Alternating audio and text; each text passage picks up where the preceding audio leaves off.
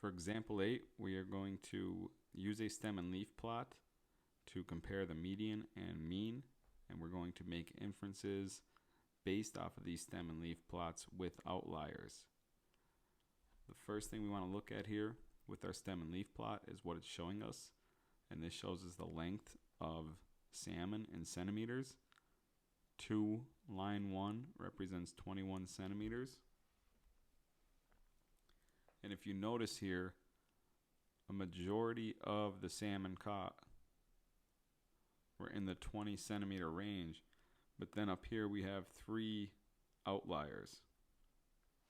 These 3 outliers are going to have an effect on our data.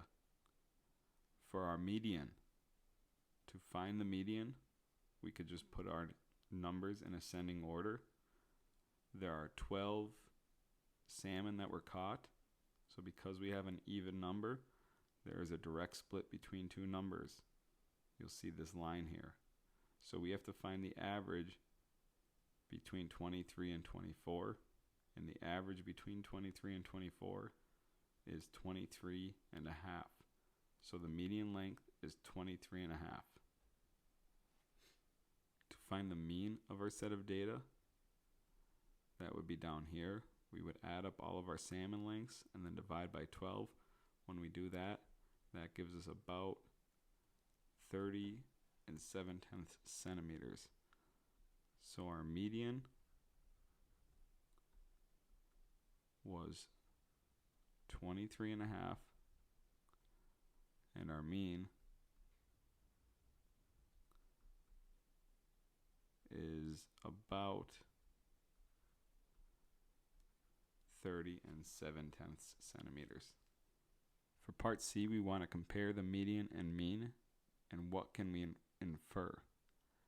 The median and mean are both measures of center, so they're supposed to give us some sense of center. They're not going to be outside the lower extreme or the upper extreme. It's going to have to be somewhere between 21 and 61. In this problem, the median was 23 and a half, and our mean was 30 and 7/10 centimeters. The mean is going to be significantly higher than the median because of these 3 outliers. If we remove these 3 outliers, then our median and our mean would be much closer. They would be both around this central point here. But those 3 outliers make us have a significantly higher mean. If the outliers were on the other end, let's say all of our data was up here, and the outliers were down here somewhere, well then our mean would be significantly lower than our median. For part D here, we're going to find the range of our data, and again our range is our highest extreme minus our lowest extreme, so this would be 61 minus 21, which gives us a range of 40. Range is also something that is affected by outliers. If these 3 outliers were not here, again, if these were taken away, well then our range would go from 25 to 21, which is only a range of 4. But these outliers here affect our range significantly.